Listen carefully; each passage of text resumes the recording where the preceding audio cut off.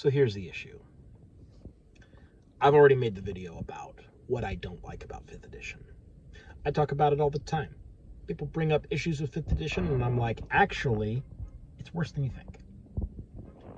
think. Frankly, it's a hobby of sorts. Like, I am entertained. I entertain myself by saying all of the problems that I have with 5th edition every time it comes up.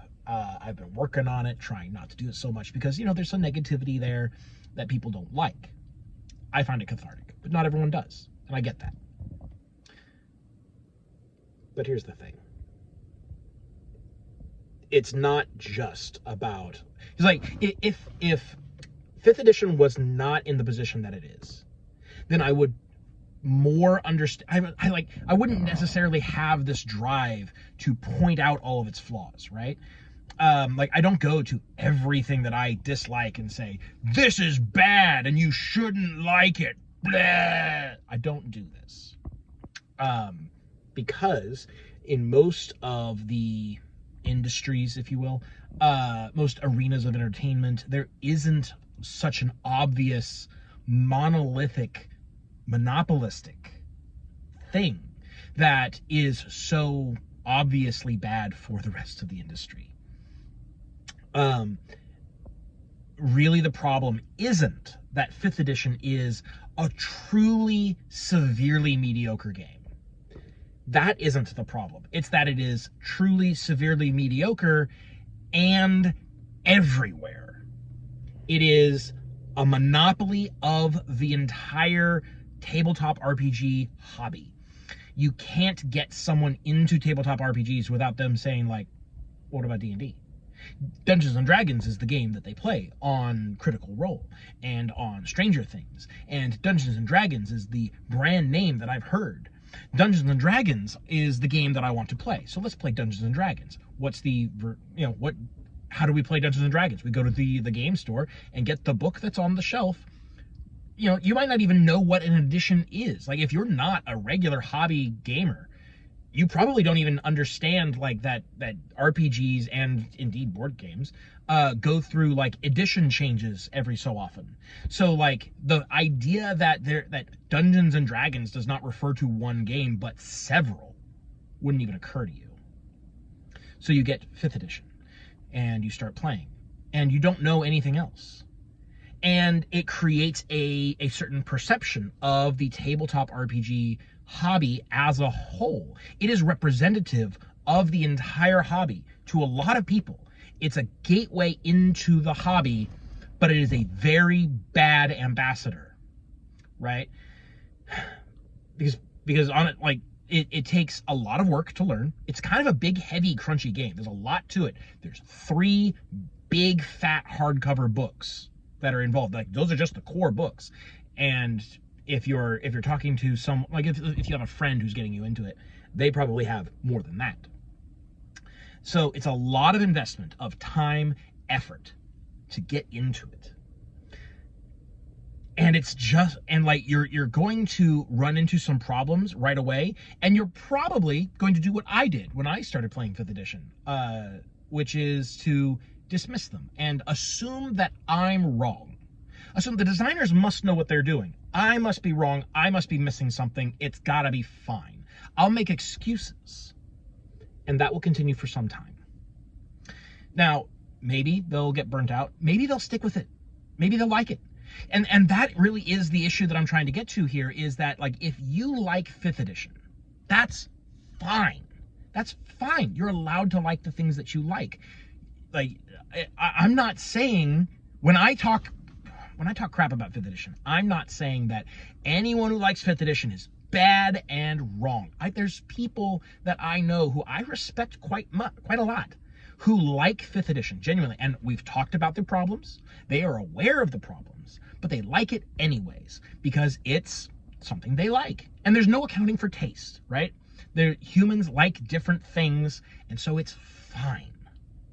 I'm not saying that it is wrong for people to like 5th edition. What I am saying is that it is outrageous that 5th edition is as popular as it is, because it does not earn that popularity with quality of writing, quality of rules, quality of design. It gets the popularity purely through brand recognition. The fact that it is Dungeons and Dragons. And Dungeons and Dragons has been the top tabletop RPG for, what, 20 plus years? And it will be for the foreseeable future. Now, is it as monolithic? Like, so back in like the late 90s, early 2000s, it may be fair to say that Dungeons and Dragons represent, like, you know, in the heyday of 3rd edition into 3.5, like, let's say at the launch of 3.5, Dungeons and Dragons might constitute close to like 90% of the overall tabletop RPG market, right?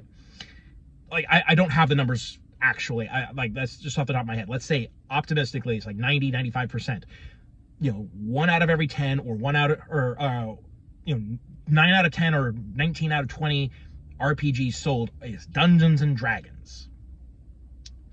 And it's a lot less now. I get that. Like, it's probably closer to, you know, 75-80% now. That's kind of a big jump, relatively speaking. Statistically speaking, it's significant, but it's still a vast majority.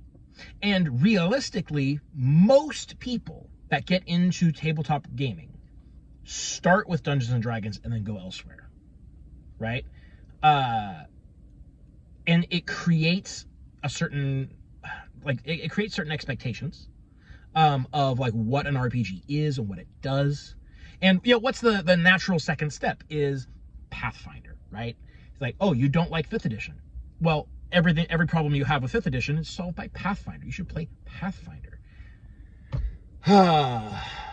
I personally kind of hate that Pathfinder is like the de facto second step. Like, oh, when you outgrow 5th edition, you go to Pathfinder. Yes, that's the real good RPG. I don't think it is. I don't think it's that great, but I've made videos on that in the past. It's fine. I don't want to get into that again. Point being, man, I have a lot of point being. It's like I'm gonna branch out a bit, and then I'm gonna come back to this central point where the sheer popularity, the fact that Dungeons and Dragons is not just popular, it is monolithic. It is this vast thing that is looming over the tabletop RPG industry, and it is doing things to it that are negative for the overall community space, right? People, especially like from the perspective of a game designer, like if you are looking into like game design, and if you've only played 5th edition, you probably think like, yeah, I kind of want to get into game design. Like I like, you know, creating homebrew things, like tinkering with mechanics. Oh, this is fun. I could do this. I want to make my own game because I have some problems with 5th edition. I want to make my own game. But if you are only experienced with 5th edition, then you're going to have some ideas about how like RPGs as a whole work. And it's not just the lack of experience, right? It's assumptions that the game creates about what RPGs can do and what they should do in general. That's really weird. And frankly, it creates habits in players and designers and GMs that need to be broken later. Right? And that's a bad way to teach someone. It's kind of like in math class. You're told, well, you can only subtract smaller numbers from larger numbers. You can't do the other way around. And then later you learn about negative numbers. And you're like, whoa, I'm having to unlearn rules that I learned earlier. Like, I was told you always subtract the smaller number from the larger number. And now I'm shown how to do it, that you can do it the other way. Like, unlearning previous rules or unlearning previous assumptions and knowledge is not helpful for developing people as gamers and creating a what you might call a well-rounded taste and well-rounded knowledge of the industry and the hobby. So I think in a lot of ways, 5th edition is very unhelpful for the wider tabletop RPG community just by existing and by being as big as it is and as much of an automatic default assumption as it is. My issue is not that it exists. It is that it is so big and it is so omnipresent, so ubiquitous that it creates problems it's like it's got its tendrils in everything, right? Its tendrils are spreading and it's touching the entire tabletop industry. And you can't really get away from it. Even games that have no basis in D&D, your Blades in the Darks, your Calls of Cthulhu's, your I'm blanking entirely. Even your like Ryutamas, your Good Society. That has nothing to do with D&D. It's not based on D&D at all. As far removed as you can get. Even those are standing in the shadow of this colossus that isn't really contributing anything. Like Dungeons and Dragons hasn't innovated in over a decade. 5th edition was, in many regards, a step back, in fact. It is less modern than the previous edition. But it is nevertheless getting all kinds of praise and accolades. And if you want your game to be successful, it needs to have that 5th edition emblem on the front. It's taking up far more space than it has any right to, far more space than it deserves, far more space than it has earned. And that ultimately is the problem. And it's not a problem that I think is going to be fixed anytime soon. It's a problem that we just have to deal with. But being aware of it, I think, is helpful. I'm always kind of on the lookout for when I see someone talking about game design that I'm looking for clues that they may be taking assumptions from 5th edition. And I may be overly vigilant on this. But I find that a lot of times, especially people who are just putting their feet into the game design pool, that they're bringing assumptions from the games that they have played, which is natural. But these assumptions sometimes are quite unhelpful. Because, you think, spells must be more powerful than non-spells. Because that is an assumption that 5th edition D&D specifically makes. And it doesn't have to be true. And most other games, it is not true. But it is an assumption that this one game makes, and therefore it finds its way into the designs of lots of other games.